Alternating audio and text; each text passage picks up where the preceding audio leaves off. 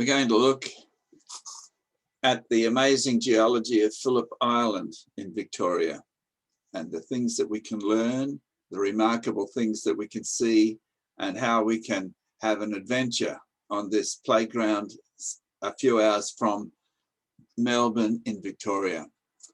Now, this is a tourist map of Phillip Island, and right at the western side is the Nobbies. In the middle is a youth camp where people can go and stay there and do various exercises. But right here at the west is the blowhole, the Nobbies. Further along is the Penguin Parade at Summerland Bay. That's where that is. And Cowes on the northern side of the island, where the ferry from the mainland comes across to Phillip Island. There's Wallamai Surf Beach here, beautiful beach. And down just before you get onto Phillip Island is San Remo. And then there is Churchill Island, which is a heritage site. Very fascinating. And off the page is Kilcundra. We'll be talking about that. Rhyl, which is an interesting resort to have a look. So a lot of fascinating things at Phillip Island. And when you come to the island by the road, go across this two-lane bridge, quite an impressive bridge. And when you get to Cowes, you can be welcomed by the seagulls standing on a stone fence made of basalt, volcanic basalt, of which there is a lot on Phillip Island. Churchill Island, it's a tiny little island, a heritage farm, well worth a look.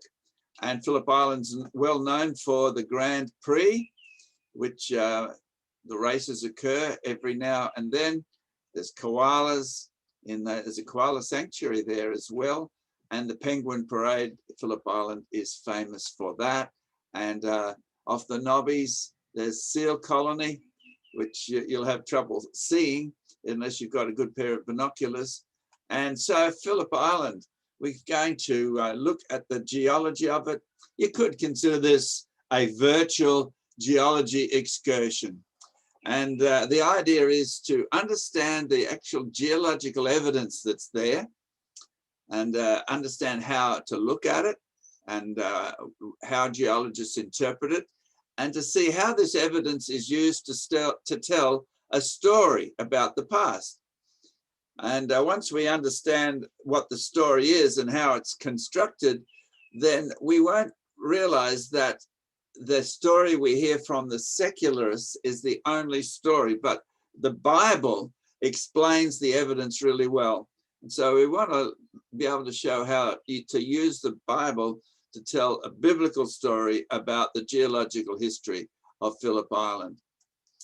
Now, there's a little booklet which I've prepared called Phillip Island, Victoria, a self-guided geology excursion. And this is a booklet which is a great resource to have if you're going for a holiday to Phillip Island or visiting for the day or visiting for a weekend. And there's quite a number of sites on Phillip Island which are discussed in this book. And it will enable you to find your own way around Phillip Island. In the middle of the book, there is a map, the geology of Phillip Island, and you can see there's a lot of red that's there. And on the western side, the Nobbies at the southwestern side, and on the eastern side is the entrance through San Remo across the bridge. And you can see that there's a legend at the bottom, which we'll have a look at in a bit more detail. But three of the sites that I often look at, if I only have a short opportunity to visit Phillip Island, is at San Remo, a very interesting site, lots of things to look at there. Pyramid Rock, fascinating, and the Nobbies. So those are the three sites that are worth a look at if you want to get a quick overview.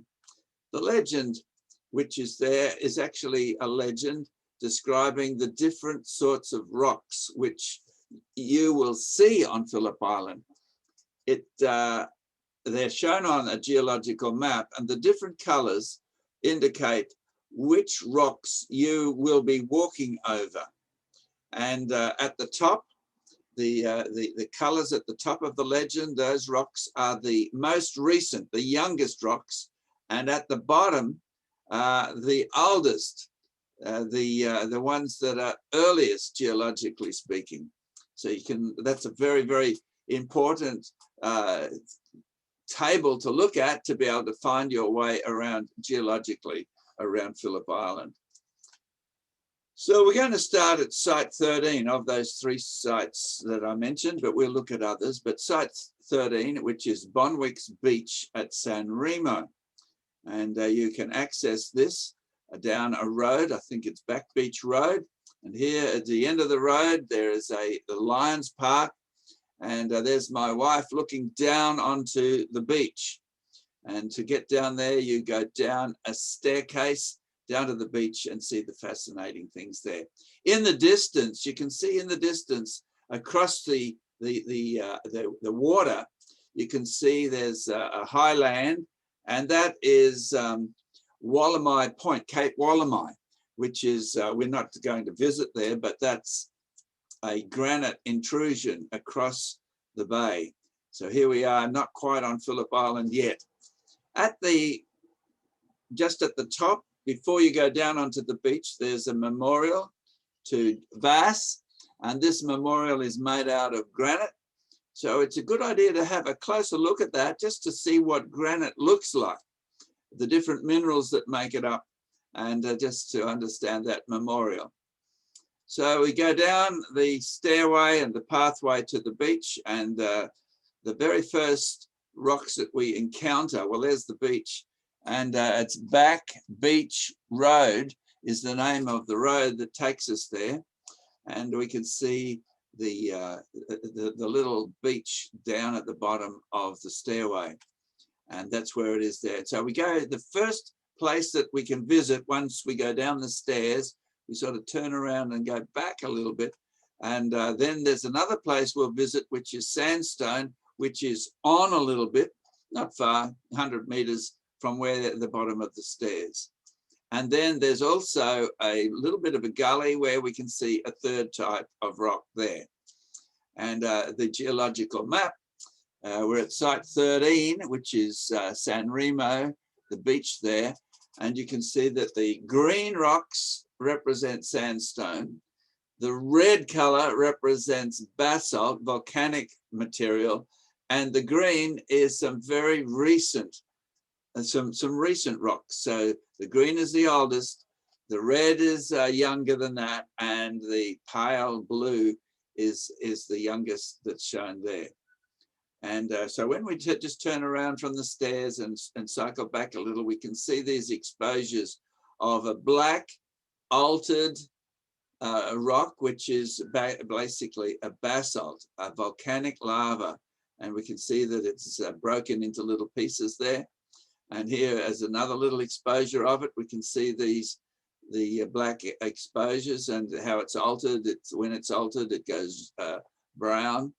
And the legend shows us, we can see that it's called the older volcanics, the red material, which is basalt, and it's classified as lower tertiary. And so here we have the eruption of the volcanic material onto Phillip Island. And after that, there was erosion which occurred and allowed other material to be deposited on top. So there we are with the older volcanics. And here's another exposure. We can look to see the actual basalt, which is altered. It's become softer and crumbled, and how it's been broken into pieces. So when we're down at the beach there, just near the basalt, there's a staircase that takes us up to the swamp deposits, and which is the more recent ones. And when you go along a little bit further, we can see the sandstone, which is known as Strzelecki sandstone. And here my wife is standing on a wave platform there. And you can see that the sandstone's got little bits of loose sand, beach sand on it. The sand has got, it's shown as a grey color, and it has joints brown joints. It's been broken into these brown joints, and they've got lines which go acrossways and other lines which go at right angles to that. So the sandstone has been broken.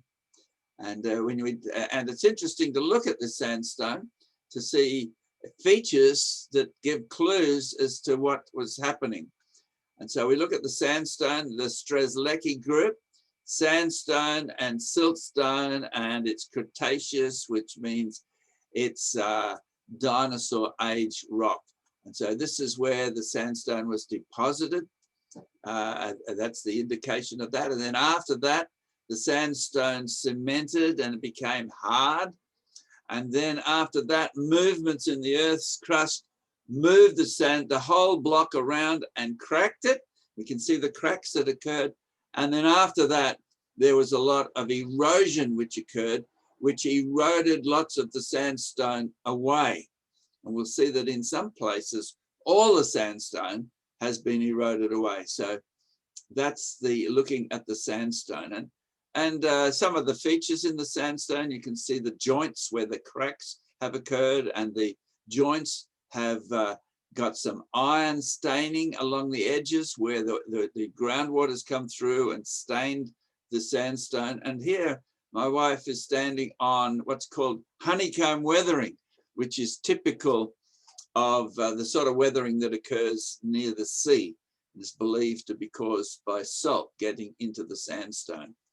And we also find a material in the rocks, in the sandstone, broken pieces of mud, which are there. They're called rip-up clasts of mud in the sandstone. And we can also see lots of gravelly type material, which is washed in. And so you got sand and gravel and mud. And so you can look at the sand and decide, well, is the sand well sorted? All basically the same size grains, or is it poorly sorted with some very fine material mixed with coarse material? And that gives us an idea as to how far the sand has been carried and whether it's been washed around backwards and forwards to sort it out. We can also look at the grains of sand to see whether they are very angular or well-rounded, whether they're spherical or they're oblong. And this gives us some information about the processes which occurred as well.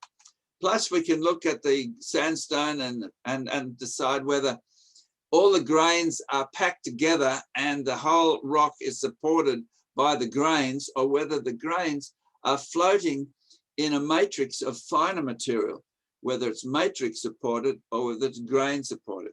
So there's lots of features about the sandstone which we can look at, and many of these are discussed in the self-guided booklet. And here's an example of gravel and pieces of sand which have been rounded, grains which have been rounded. There'd be like a cobble.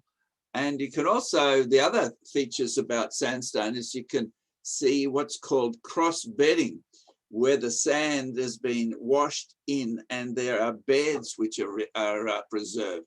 And here's an example of some bedding, which is just around the corner, a few kilometers at Kilcundra Beach. It's very obvious. And other things at Kilcundra Beach include these well-rounded cobbles, which are floating in the sand. And also there's remarkable examples of mud flakes, which have been ripped up by the power of the water and washed in with the sand. So you've got sand with mud flakes, preserved in them at Kilcundra Beach. So in the booklet, you'll find examples of the sorts of bedding of sand that you will see. And that's discussed in the book. And you might see examples of, in the middle of that table, of load casts, which indicate how the sediment has moved under gravity. We can see towards the top mud flakes, breccia or broken mud flakes, erosion channels. There could be some slump bedding shown right at the top. So these are examples of the sorts of bedding and features that are found in sandstone. And at Kilcundra Beach, it's interesting, you can see this small scale erosion. We're only talking about a number of centimeters across here, but we can see how the water has eroded that. The way the water's flowed through the sand, it has eroded these, what are really miniature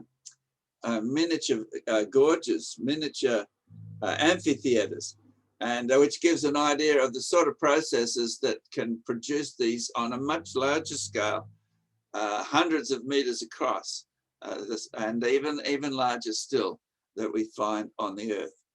So there's some examples of the sandstone which we find at Kilcundra Beach and at San Remo, and there's a lot there that's discussed in the self-guided booklet. Another stop which we will go to is Pyramid Rock. And so we go across the bridge onto the island, and about a third of the way along the island, there's a turn off to Pyramid Rock. And here it is shown here. We have the red, which is the volcanic lava, which is called the older volcanics, the lava flows. And we have the gray, which is the more recent sediments. So you walk down a little pathway to Pyramid Rock. It's quite a nice walk, easy walk. And as you walk down, you can see, again, in the foreground, you can see the black basalt, and you can see that there's vertical columns like that standing up, which is a feature of basalt flows as the hot lava, really red hot, as it flowed across the landscape, and as it solidified, it cracked into these columns. And in the distance, we can see the more of the black volcanic lava, the basaltic lava, and it's sitting on top of a large pink platform, which is a pink granite platform, the Wallamai granite. And so it's interesting, when you look at this, there is granite and basalt. One sits directly on the other. There is no sandstone in between. And it's likely that it was there and it's been eroded away. So here we have the legend, and we can see again the sandstone, the Strzelecki group, which is green, the older volcanics, which are red. And so we just by looking across at Pyramid Rock, we can see that there's been erosion of the Strzelecki group and the older volcanics sitting directly on the Wallamai group. And we also know that there's erosion after the older volcanics.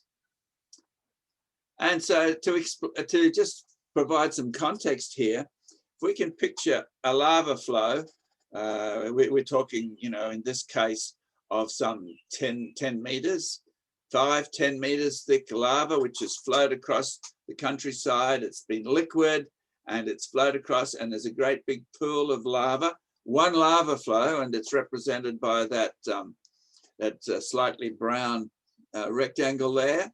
And the bottom of the lava flow is at the bottom, and the top of the lava flow is at the top. And so when this lava flows across the countryside, it starts to cool, it solidifies, and as it cools from the top and from the bottom. And as it cools, the solidified rock, which is very hot, contracts. And as it contracts, it cracks. And so it produces these vertical columns at the bottom, and at the top, a jumbled mess of broken rock. And so that's often called the colonnade at the bottom and the entablature at the top, which is named after Greek architecture. So here's an example of that feature, which is in Northern Ireland, a very dramatic one. It's some 100 feet high, 30 meters high are the columns, and it's a Giant's Causeway in Northern Ireland. They call it the organ pipes. It's hard to imagine, why would they call it organ pipes? Because it looks like organ pipes. But at the top, we can see the jumbled mass of broken rock, which is part of the same lava flow. So that's the entablature, The colonnade is at the bottom. And so that we get that picture in our mind. When we see it on Phillip Island, we'll be able to identify it. Not as big as that on Phillip Island, but still we can see some quite appreciable lava flows. Then another site I'll just talk about now is at Cape Wollemi, the Cape Wollemi beach. You drive down this sandy sediment, which is connecting this mauve granite outcrop of Cape Wollemi. It's connecting it to the other parts, the main part of Phillip Island. So the Black Road comes down, it stops at the Surf Lifesaving Club there, and you can walk along the beach, so here's the beach at the Surf Lifesaving Club. Looking along the beach, you can see Cape Wollemi right in the distance. And I think right in the very distance, it's called Pulpit Rock. It looks like a pulpit. And you can see people walking along the beach, and you can see the sand, which is blown in and which now connects the main part of Phillip Island, connects it to the great granite rock that forms Cape Wollemi. So when we go down and we walk along the beach, we can see the sand that connects the two. And here's more examples of it. And eventually we reach some basalt rock. This has been altered. Instead of being black, it's a tan color. It's been, the various minerals in it have been leached out by groundwater and the weathering. And as we walk along, you can see the black rock in the foreground in the water as these young people are running along the beach. And when we get there, we can see the black basalt rock has broken off and it's been rounded by the waves, and it's sitting on some light-colored granite. And so you can see the black basalt boulders, black basalt pieces rounded, and you can see the light-colored granite rocks, which are also rounded. And here's another example of the basalt rocks rounded and the granite rocks which have been broken off the granite.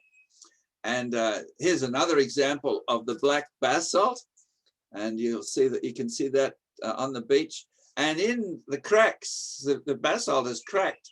It is like into columns, and these columns have been cut off. And in the gaps, you can see this browny, reddy, muddy-looking material that's filled in the cracks, and it's actually the basalt, the granite lava. Looks like it's the granite which has been molten, and which has the basalt has melted it, and it's filled up the gaps into the basalt rocks.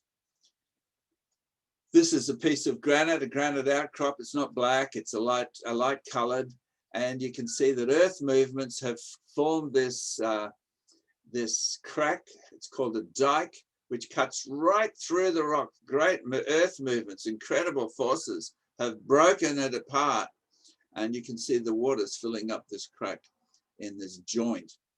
And there's other places where the granite has broken. You can see the granite has got this sort of rough appearance, the exposed granite, but it has been broken apart, and in the gap it's filled in with more granite, a later flow of granite, which has got fine grain. So coarse grain, fine grained, and the fine grain rock that fills up this little crack is called an aplite dike. And if you look at the granite closely, you can see that it's made of different crystals. There's crystals of orthoclase, which tend to be white. There's crystals of plagioclase, which the orthoclase tends to be pink. The plagioclase tends to be white. There's quartz, which tends to be a gray, shiny, glassy appearance. And then there's a black, like pepper sprinkled through, which is a hornblende. So that's the features of the granite rock, what it's made of. And the idea is that granite took millions of years to form, but it actually didn't. You might find people talking about granite getting squeezed into place like a lava lamp. The lava, the molten lava in the lamp fills up and it comes up to the top. And that's the way that it used to be explained as to how the granite pushed itself up as this great big blob of lava. But ideas have changed about the formation of granite. And the idea is, think of a lava lamp. The granite could be 10 kilometers across, a great big blob of it, and it pushes its way up slowly, slowly, slowly up through the rock, and eventually it's exposed. It comes near the surface and it solidifies. But as I say, geologists have said that's a crazy idea. And so the modern idea is that we have granite, which is the molten lava, the molten magma is underground, and movements in the Earth's crust crack the country rock, and the lava that's molten pushes up through this rock, and it forms these granite pools of granite near closer to the surface. And these cracks, called dikes, might be a couple of meters across, 10 meters across, only small, but the lava can move up very quickly. The magma moves up very quickly. And instead of taking millions of years, it can happen in 20 minutes to an hour to have this lava moving to the surface. And so the other thing about the granite is we notice when you go down there that it's got these cracks through it, joints, and it's been squashed. And so it indicates that after the granite was put into place and after it solidified, there's movements of the Earth's crust have occurred, which squashed it together. And so here we are, we're looking at the Wollemi granites right at the bottom. It's a purple color on the map. And so there's the granite which formed, and erosion at the top above the volcanics.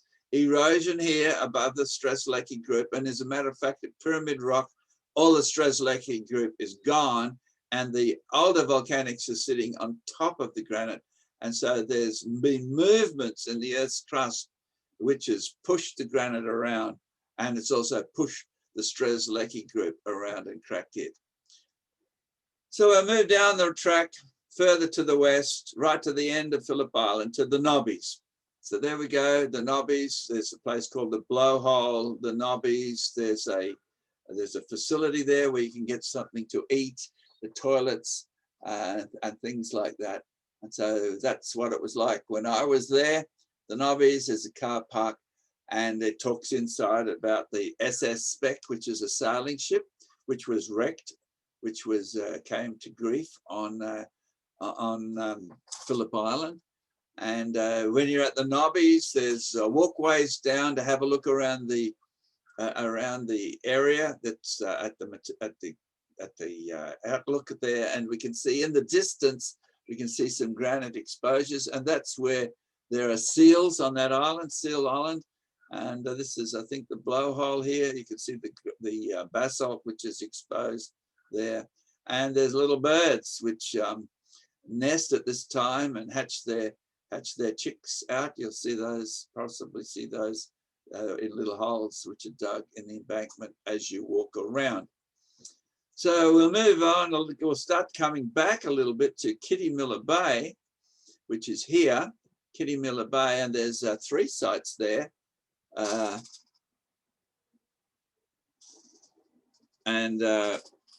There's 3 sites there, which is Kitty Miller Bay, and you travel down the road to Kitty Miller Bay, and there's a number of places to look at. What Point, Kitty Miller Bay, and the wreck of the SS Spec is, you can see where it's marked with an X.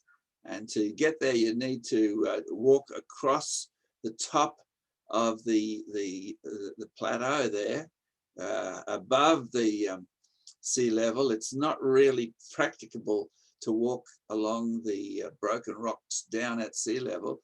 And it's not a difficult walk, but any young people would want to be accompanied by adults to get to there.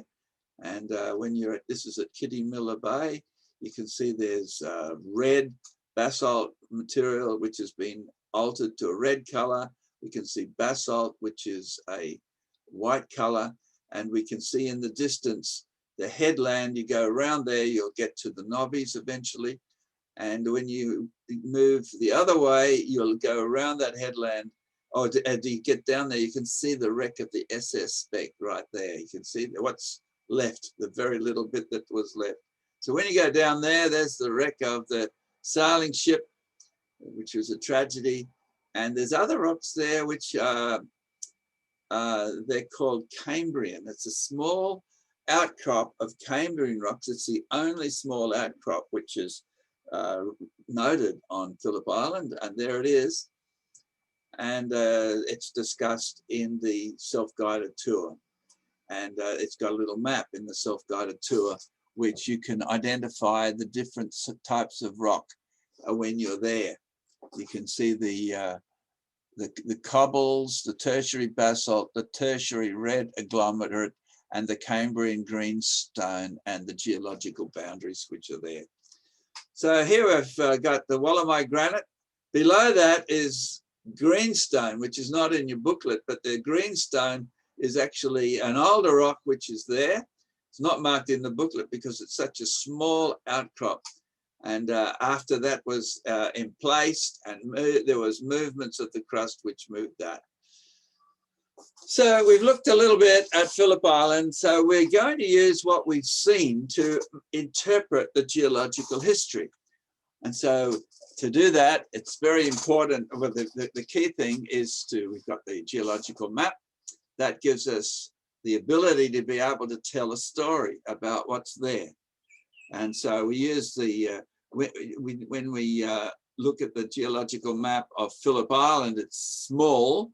It's, it's about 15, 20 kilometers along, but it's part of a larger context, which is Eastern Australia. And so this is a part of a geological map. You can see Phillip Island is there. And Phillip Island is part of a larger context that's of Eastern Australia to understand what's going on. And if we go a little bit to the geological map above, we can see there that we can see the different types of rock, and we can see how they're swept around. Can you see that? That's where Melbourne is right there. And you can see the rocks have been folded around. So we got an indication that the rocks had moved because of what we looked at on Phillip Island. And so we see that in the geological map. And the red colors on the map, the red blobs, are large areas, 5, 10, 20 kilometers across of basalt, of granite, which is exposed there. So the movements in the Earth's crust melted the rocks, which produced the granite magma, which got pushed up through, and it formed these great big granite blobs or granite plutons. And so we look at the map of geology of Phillip Island, and we start with the legend. Right at the bottom, this is our legend. We can see the greenstone is formed first, and the greenstone actually was folded, and the greenstone was metamorphosed. Then, as part of that folding and metamorphism, it produced, the energy produced this molten rock called the Wollemi granite, which became in place. And then that was eroded. And then on top of that was the Strzelecki sandstone was deposited. And then that was eroded. And on top of that was the older volcanics, the basalt lava. And then that was eroded. On top of that was sand and silt and gravel. And then coastal and inland sand dunes. And on top of that, creek, lagoon, and swamp deposits and silt. So there's these various deposits have been identified, have been named. And so we'll start with the Cambrian, which is the green there. And we see that basically most of the rocks in Eastern Australia sort of fit into this category. There's the Lachlan Fold Belt, there's the Hodgkinson's Fold Belt, the New England Fold Belt. It goes all the way from Melbourne, all the way up past Cairns. And so these rocks were formed and deposited, and then earth movements squashed them sideways and squashed them in a north-south direction. And in those rocks, we find examples of marine creatures, crinoids, sea lilies, and feather stars, and also graptolites. These are some of the fossils which are found, which were deposited at that time. And this would have been early in Noah's flood, as the flood waters were rising, as the catastrophe was unfolding. It was ripping up material, eroding lots of sediment, and depositing it in a huge area, and which became known as these fold belts because it was subsequently folded. And so we move on to this section, is where the sediments were folded. And then as a result of that, it produced various granites, which all up the coast of Australia. And then as the folding occurred during Noah's flood, as the waters were rising and the waters were flowing off, it deposited sediments in the Bowen Basin, the Galilee Basin, the Cooper Basin, and the Sydney Basin. So these are sediments as the waters were rushing off, as the flood waters were, as Noah's flood was progressing. And then as further water levels rose and further sediments were deposited, there was other material which was deposited as well. But this is an example of some of the fossils which are deposited in those sediments, and all sorts of things. Fascinating fossils. And so here we are now in the Strzelecki group, and these are the sediments which on the mainland are called the sediments of the Great Artesian Basin. And so that's the Strzelecki group, and they're deposited on Phillip Island and the area around Phillip Island. And the sediments on the Great Artesian Basin cover a huge area, thousands of kilometers across, and 2-3 kilometers thick, deposited right across. And this was as the floodwaters were reaching their peak on the continent of Australia, over the whole of the world. And some of the fossils that we find are fossils of dinosaurs, lots of dead dinosaurs which are found in those sediments. We find these ammonites, which are these amazing shells that farmers find on their properties. There's ginkgos, and then there's other types of ferns which are discovered buried through these sediments as the waters of Noah's flood were rising. And so that's the Great Artesian Basin. Then as the waters reached their peak, the ocean basins started to sink. The ocean basin sinking, the continents by comparison are rising, the basins are sinking, and that produces stress on the continents, which produces the basalts we find right up the coast of Australia, right from Cairns all the way down to Melbourne. We find these lava flows which have occurred. See the red there. And so, and at the same time, there was incredible erosion which occurred as the waters were flowing off the continent. And so we move up the diagram now. So the erosion we can see, for example, in Queensland, these glasshouse mountains, the lava produced as the ocean basins were sinking, squeezing the lava up, producing these volcanic eruptions, and then it was eroded off. And so here's another example of the volcanic eruptions, which are down right all the south on Phillip Island. And then after, as the waters had flown off, after the flood was over, the oceans were warmer, and that produced the Ice Age, which is discussed in the booklet. Lots of ice all over the continent. And then after that, people started to migrate to Australia from the Middle East, where they came off the ark. So we find the first picture there has got some of the plants and fossil plants, and there's very little geologic work has been done because the flood was over, but there's lots of plants which were deposited in the area, which started to grow and revegetate the country of Australia. And then there's lots of fish which were left in the area, and so they multiplied up and they inhabiting the area of Australia. And then after that, animals came from the Middle East, including kangaroos. They came off the ark and they migrated to Australia. and they would have been able to come to Australia probably when the ocean levels were lower during the Ice Age, plus the early human settlers who are descended from Noah and his family, like everyone else in the world is descended from them. So that's the post-flood. And so in the booklet, it's got a little interpretation on the left-hand side of this diagram. It's got the standard geological terminology and the standard millions of years.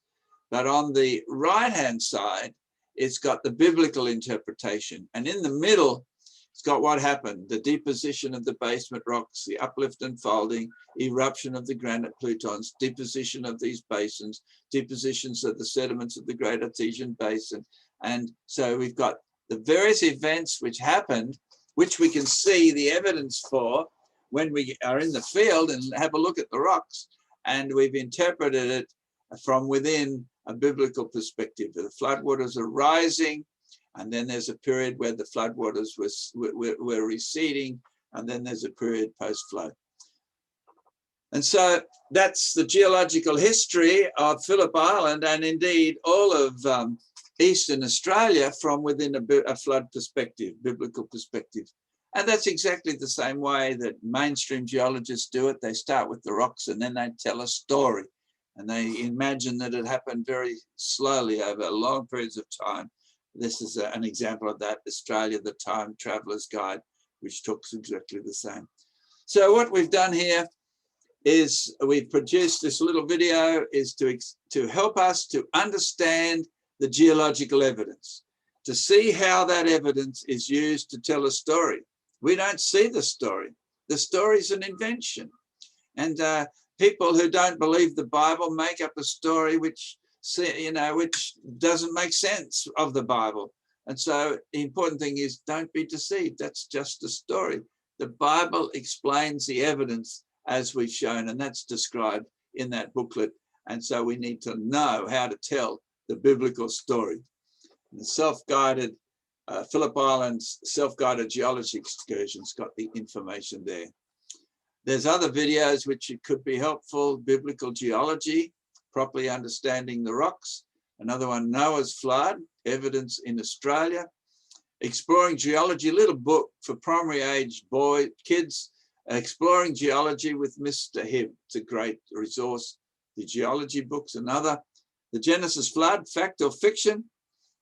It's a very simple little booklet which explains a lot of the evidence.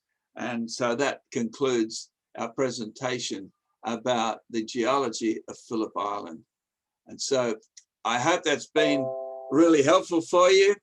And I hope that you make sense of the geology and can understand it really, really cool.